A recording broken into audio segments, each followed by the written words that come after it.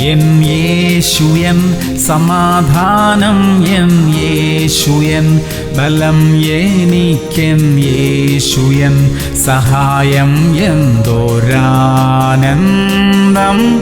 Shalom.